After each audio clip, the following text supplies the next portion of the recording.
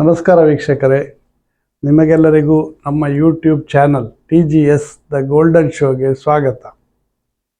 ನಾವು ಈ ನಡುವೆ ನಮ್ಮ ಕರ್ನಾಟಕದ 28 ಲೋಕಸಭಾ ಕ್ಷೇತ್ರಗಳ ಒಂದು ವಿಮರ್ಶೆ, ವಿಶ್ಲೇಷಣೆ, ಅದರ ಪ್ಲಸ್ಸು ಮೈನಸ್ಸು, ಕ್ಯಾಂಡಿಡೇಟ್ಸನ್ನು ಪ್ಲಸ್ಸು ಮೈನಸ್ ನೋಡಿ ತಮ್ಮ ಮುಂದೆ ಇಟ್ಟಿದ್ದೇವೆ.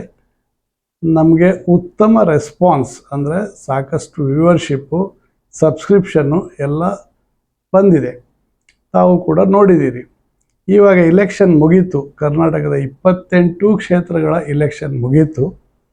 ಎಲ್ಲ ಲೀಡರ್ಸು ಕೆಸರ ಚಾಟದ ನಂತರ ರೆಸಾರ್ಟಿಗೆ ಹೋಗಿ ರೆಸ್ಟ್ ತಗೊಳ್ತಾ ಇದ್ದಾರೆ. ಈಗ ಏನಿದ್ರು ಪ್ರಾಬೆಬಿಲಿಟಿ ಆಫ್ ವಿನ್ನಿಂಗ್, ಯಾರು ವಿನ್ ಆಗ್ಬೋದು, ಯಾರು ವಿನ್ ಆಗದೇ ಇರ್ಬೋದು ಅನ್ನೋ ಒಂದು ಸ್ಪೆಕ್ಯುಲೇಷನ್ ಮತ್ತು ನಿರೀಕ್ಷೆ ಜಾಸ್ತಿಯಾಗಿ ಜನ ಜೂನ್ 4 ಕಾಯ್ತಾ ಇದ್ದಾರೆ. ನನ್ನ ಪ್ರಶ್ನೆ ಈ ಸಂಚಿಕೆಯಲ್ಲಿ ಅದಲ್ಲ.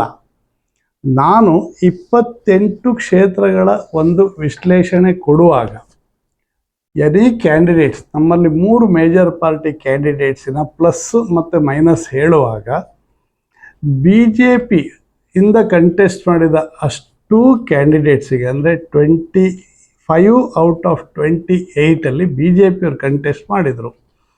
ನಾನು ಅವರ ಪ್ಲಸ್ ಪಾಯಿಂಟ್ ನೋಡುವಾಗ, ಪ್ಲಸ್ ಏನು ಅಂತ ನೋಡುವಾಗ, ಅವರ ಇಂಡಿವಿಜುವಲ್ ಸಾಧನೆಯಲ್ಲಿ ಯಾವ ಪ್ಲಸ್ ಪಾಯಿಂಟು ನಮ್ಮ ಗಮನಕ್ಕೆ ಬರಲಿಲ್ಲ.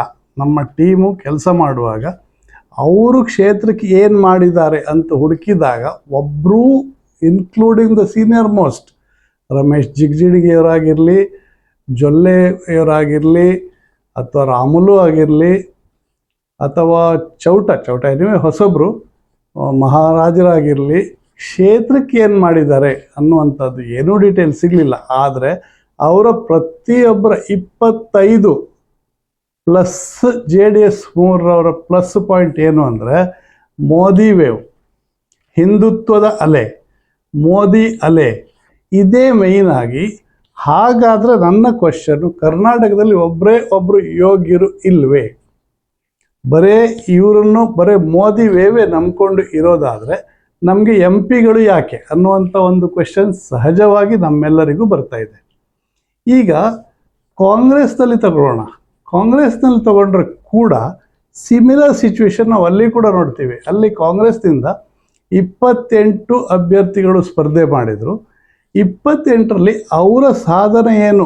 ಯಾಕಂದರೆ ಕೆಲವರೆಲ್ಲ ಹೊಸಬ್ರು, ಅವ್ರ ಸಾಧನೆ ಏನು ನೋಡ್ಲಿಕ್ಕೆ ಹೋದರೆ ಮಿನಿಸ್ಟ್ರ್ ಮಗ, ಮಿನಿಸ್ಟ್ರ್ ಮಗಳು, ಮಿನಿಸ್ಟ್ರ್ ಅಣ್ಣನ ಮಗ, ಮಿನಿಸ್ಟ್ರ್ ತಮ್ಮನ ಮಗ, ಮಿನಿಸ್ಟ್ರ್ ಸೊಸೆ, ಇಷ್ಟು ಬಿಟ್ಟರೆ ಅವರ ಕ್ಷೇತ್ರಕ್ಕೆ ಏನು ಮಾಡ್ತಾರೆ, ಏನು ಮಾಡಬಹುದು ಅನ್ನುವಂಥದ್ದು ಕೂಡ ನಮ್ಮಲ್ಲಿ ಕ್ಲಿಯರ್ ಒಂದು ಚಿತ್ರಣ ನಮಗೆ ಸಿಗಲಿಲ್ಲ. ನಾವು ಆಶ್ಚರ್ಯ ಆಗಿ ನಮ್ಮ ಟೀಮ್ನವ್ರು ಡಿಸ್ಕಸ್ ಮಾಡುವಾಗ ನಮಗೆ ಒಂದು ಆಶ್ಚರ್ಯಕರ ಸಂಗತಿ ಏನಂದರೆ, ನಮ್ಮ ಕರ್ನಾಟಕದ ವೋಟರ್ಸ್ ಈಗ 2024 ಇಲೆಕ್ಷನ್ ಕಮಿಷನ್ ಡಿಕ್ಲೇರ್ ಮಾಡಿದ ಪ್ರಕಾರ 5,37,86,000 ವೋಟರ್ಸ್ ಇದ್ದಾರೆ. 5,37,86,000 ವೋಟರ್ಸು ಕರ್ನಾಟಕದಲ್ಲಿದ್ದಾರೆ. ಅದರಲ್ಲಿ 18-19 ವರ್ಷದವರು ಮಾತ್ರ 10,35,000 ವೋಟರ್ಸ್ ಇದ್ದಾರೆ, ಇನ್ಕ್ಲೂಡಿಂಗ್ ಬಾಯ್ಸ್ ಆ್ಯಂಡ್ ಗರ್ಲ್ಸ್. 10,35,000 18 ಮತ್ತು 19 ವರ್ಷದವರಾದರೆ 20-29 ವರ್ಷದವರು 1,09,56,000 ವೋಟರ್ಸ್, ಅಂದರೆ 20.37% of total voters in Karnataka. 20.37% youngsters, youth below 30. ಯಾರು ಒಬ್ಬರು ನಮಗೆ 28 ಯೋಗ್ಯರು ಸಿಗಲಿಲ್ವಾ? ಅಥವಾ 56, ಎರಡು ಪಾರ್ಟಿ ಸೇರಿಸಿ 3 ಪಾರ್ಟಿ ಸೇರೋದಾದರೆ ಈ 5,37,86,000ದಲ್ಲಿ 56 ಜನ ನಮ್ಮ ಯೋಗ್ಯರು ಹಾಗೆ ಸಿಗಲಿಲ್ವಾ? ನಮ್ಮ ಯುವಕರು ಯಾಕೆ ಮುಂದೆ ಬರೋದಿಲ್ಲ ಪಾಲಿಟಿಕ್ಸಲ್ಲಿ, ಯಾಕೆ ಮನಸ್ಸು ಮಾಡೋದಿಲ್ಲ ಅನ್ನುವಂಥದ್ದು ನಮ್ಮ ಟೀಮಿಗೆ it was a deep concern. So ನಮ್ಮ ಟೀಮಿಂದ we appeal all youngsters to come to the politics. Clean ಮಾಡಿ ಪಾಲಿಟಿಕ್ಸು.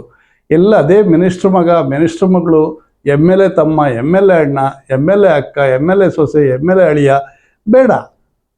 ನೀವು ಬೇಕಾದ್ರೆ ಗುಲ್ಬರ್ಗದಲ್ಲಿ ಹೋಗಿ, ಆ ಅಪೋಸಿಷನ್ ಪಾರ್ಟಿ ಲೀಡ್ರ್ ಅಳಿಯ ಅಂತೆ. ಇಲ್ಲಿ ಕೋಲಾರದಲ್ಲಿ ಕೂಡ ಯಾವುದೋ ಮಿನಿಸ್ಟ್ರ್ ಅಳಿಯಂಗೆ ಟ್ರೈ ಮಾಡಿದರು. ಅಲ್ಲಿ ಹೋದರೆ ಜಾರಕಿಹೊಳಿ ಅವರ ಮಗಳು, ಇಲ್ಲಿ ಹೋದರೆ ಹೆಬ್ಬಾಳ್ಕರ್ ಅವ್ರ ಮಗ. ಇಷ್ಟೇನ ನಮ್ಮ ಹತ್ರ? ಹಾಗಾದ್ರೆ ಬೇರೆ ಯುತ್ತು ಒಬ್ಬರೇ ಒಬ್ರು ಇಲ್ವಾ? ಒಂದು 56 ಜನ ನಮ್ಮ 5,37,86,000 ವೋಟರ್ಸ್ದಲ್ಲಿ 56 ವೋಟರ್ಸ್ ನಮಗೆ ಯಂಗ್ಸ್ಟರ್ಸಲ್ಲಿ ಯೋಗ್ಯರು ವೋಟ್ ಸಿಗೋದಿಲ್ವಾ? ವಿ ಅಪೀಲ್, ನಾವು ಎಲ್ಲ ಯಂಗ್ ಮತ್ತು ಯೂತ್ ಇವರಿಗೆ ನಾವು ಏನು ಅಪೀಲ್ ಮಾಡ್ತೀವಿ ಅಂದರೆ, ದಯವಿಟ್ಟು ಆ್ಯಕ್ಟಿವ್ ಆಗಿ ಪಾಲಿಟಿಕ್ಸಲ್ಲಿ ಭಾಗವಹಿಸಿ. ಡರ್ಟಿ ಪಾಲಿಟಿಕ್ಸ್ ಬೇಡ, ನಾವು ಸ್ವಲ್ಪ ಕ್ಲೀನ್ ಮಾಡೋಣ. ಈಗೆಲ್ಲ ಯಂಗ್ಸ್ಟರ್ಸ್ ಯೂತ್ದೇ ಟೈಮ್, ಈಗ ಎಲ್ಲ ಅವ್ರ ಕೈನಲ್ಲಿದೆ ನೋಡಿ. 20.3% 20 to 29 ಇಯರ್ಸ್. ಆ ವರ್ಷ 9 ವರ್ಷದವ್ರಿಗೆ 21 ಆಲ್ಮೋಸ್ಟ್ % ಕರ್ನಾಟಕದಲ್ಲಿದ್ದಾರೆ. ಇವನ್ ಇಂಡಿಯಾದಲ್ಲಿ ಪರಿಸ್ಥಿತಿ ಕೂಡ ಅದೇ, 22% ಆಫ್ ಯೂತ್ ಇದ್ದಾರೆ. ಒಬ್ಬರೂ ಮುಂದೆ ಬರೋದಿಲ್ಲ. ನನ್ನ ಸಾಧನೆ ಹೇಳ್ಕೊಂಡು ನಾನು ಎಲೆಕ್ಷನ್ ಫೈಟ್ ಮಾಡ್ತಾ ಇಲ್ಲ. ನಾನು ಮೋದಿಯವರು ವೇವ್ ಬೇಕು, ನನಗೆ RSS ಸಪೋರ್ಟ್ ಬೇಕು, ಹಿಂದುತ್ವ ಬೇಕು, ಬೇಡ. Let us stop that. We will contest on our own. ನನ್ನ ಸ್ಟ್ರೆಂತ್ ಮೇಲೆ ನಾನು ಕಂಟೆಸ್ಟ್ ಮಾಡಿ ತೋರಿಸೋಣ. ದಯವಿಟ್ಟು our appeal is all youngsters, please come forward, clean up the politics. ಇದು ತುಂಬ ಹಾಳಾಗಿ ಹೋಗಿದೆ. ಅವ್ರ ಮೇಲೆ ಇವರು, ಅವ್ರ CD, ಇವ್ರ CD, ಅವ್ರ ಅಶ್ಲೀಲ ಪೆನ್ ಡ್ರೈವು, ಇವ್ರ ಪೆನ್ ಡ್ರೈವ್ ಬೇಡ. ಇದರಿಂದ ನಮ್ಗೆ ಏನೂ ಉಪಯೋಗ, ದೇಶಕ್ಕೇನೂ ಆಗೋದಿಲ್ಲ. ದಯವಿಟ್ಟು ಎಲ್ಲ ಯಂಗ್ಸ್ಟರ್ಸ್ ನೋಡಿ, ದಯವಿಟ್ಟು ಬನ್ನಿ. ಜಾತ್ಯತೀತ ಅನ್ನುವಂಥದ್ದು ಪ್ರೂವ್ ಮಾಡೋಣ. ಗೌಡ್ರು ಬೇಕು, ಲಿಂಗಾಯತರು ಬೇಕು, ಬ್ರಾಹ್ಮಣರು ಬೇಕು, ಶೂದ್ರರು ಬೇಕು, SC ST ಬೇಕು, ಬೇಡ. ಮುಸ್ಲಿಂ ಬೇಕು, ಬೇಡ. ಯಾರು ಯೋಗ್ಯರೋ ಅವರು ದಯವಿಟ್ಟು ಬನ್ನಿ, ಕೆಲಸ ಮಾಡಿ, ದೇಶಕ್ಕೋಸ್ಕರ ಏನಾದರೂ ಮಾಡೋಣ. ದಯವಿಟ್ಟು come forward to clean up the politics and political scenario. ನೋಡಿದ್ರಲ್ಲ ವೀಕ್ಷಕರೇ, ಇದು ನಮ್ಮ ಯಂಗ್ಸ್ಟರ್ಸಿಗೆ, ಯುವಕರಿಗೆ ಒಂದು ಅಪೀಲ್ ಆಗಿತ್ತು. ದಯವಿಟ್ಟು ನಮ್ಮ ವಿಡಿಯೋಗಳನ್ನು ಪೂರ್ತಿ ನೋಡಿ, ಕೊನೆವರೆಗೂ ನೋಡಿ, ಲೈಕ್ ಮಾಡಿ, ಶೇರ್ ಮಾಡಿ.